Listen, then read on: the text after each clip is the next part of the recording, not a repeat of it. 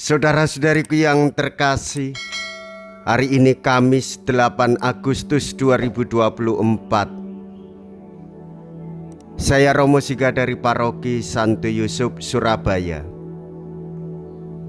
Dalam nama Bapa dan Putra dan Roh Kudus, amin.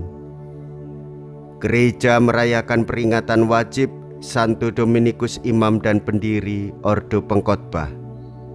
Kita mengenal retret umat di mana sejumlah besar umat ikut serta. Sebenarnya ini mula-mula karya khas imam-imam Dominikan. Mereka belajar itu dari pendirinya, yaitu Santo Dominikus, seorang Spanyol. Ketika ia bersama uskupnya sedang berkeliling, ia tersentuh oleh pengaruh Bid'ah Albigenses di Prancis.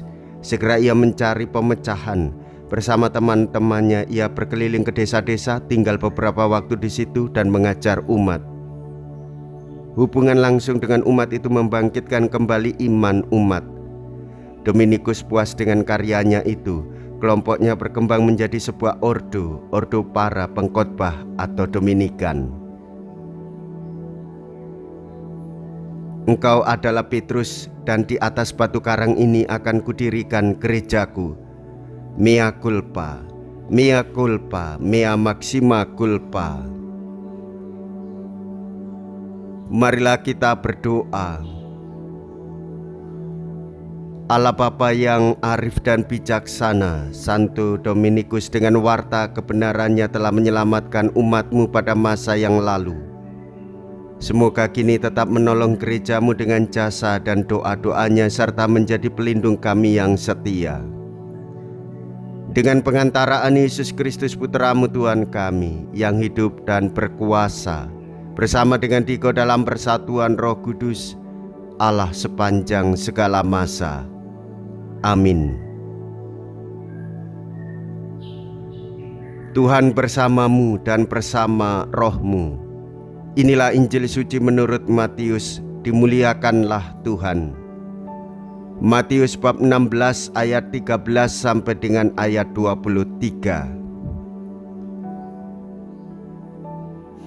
Sekali peristiwa Yesus tiba di daerah Kaisaria Filipi, ia bertanya kepada murid-muridnya, "Kata orang, siapakah anak manusia itu?" Jawab mereka, "Ada yang mengatakan Yohanes Pembaptis, ada juga yang mengatakan Elia, dan ada pula yang mengatakan Yeremia atau salah seorang dari para nabi."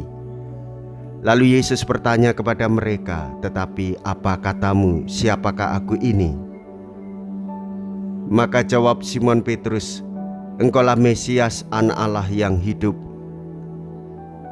Kata Yesus kepadanya, "Berbahagialah engkau Simon anak Yunus, sebab bukan manusia yang menyatakan itu kepadamu, melainkan Bapa-Ku di surga.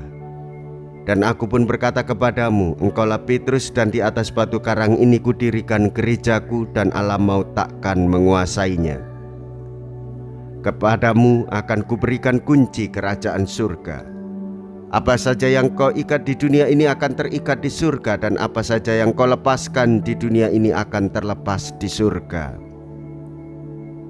Lalu Yesus melarang murid-muridnya memberitahukan kepada siapapun bahwa dialah Mesias.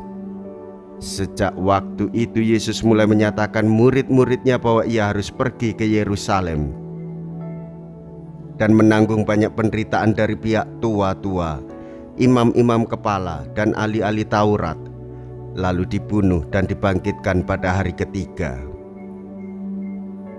Tetapi Petrus menarik Yesus ke samping dan menegur dia, katanya, "Tuhan, kiranya Allah menjauhkan hal itu. Hal itu sekali-kali takkan menimpa engkau." Tetapi Yesus berpaling dan berkata kepada Petrus, "Nyahlah iblis. Engkau suatu batu sandungan bagiku, sebab engkau memikirkan bukan yang dipikirkan Allah, melainkan apa yang dipikirkan manusia." Demikianlah sabda Tuhan. Terpujilah Kristus. Saudara-saudariku yang terkasih, Simon Petrus menyatakan pengakuan imannya kepada Yesus bahwa dialah Mesias, Anak Allah yang hidup. Ketika Simon Petrus dikuasai oleh kehendak Allah, maka ia menyatakan imannya. Tetapi jikalau dia dikuasai oleh keinginan hatinya sendiri, kehendaknya sendiri, maka yang terjadi ia tidak bisa menerima jikalau Yesus harus ditolak di Yerusalem dan mengalami penderitaan demi penebusan bagi umat manusia. Maka saudara-saudariku yang terkasih, hendaklah kita terbuka dengan sabda Tuhan. Hendaklah kita terbuka dan dikuasai oleh Allah sehingga beriman semakin bertumbuh dan berbuah bagi banyak orang. Jikalau kita berani hidup menderita dalam Yesus, maka kita pun akan dipermuliakan di dalam Kristus. Terpujilah nama Yesus, Bunda Maria dan Santo Yosef untuk selama-lamanya. Marilah kita berdoa. Allah Bapa, pelindung dan pengharapan umat-Mu, kami sudah menyambut sakramen suci pada peringatan Santo Dominikus Imam-Mu.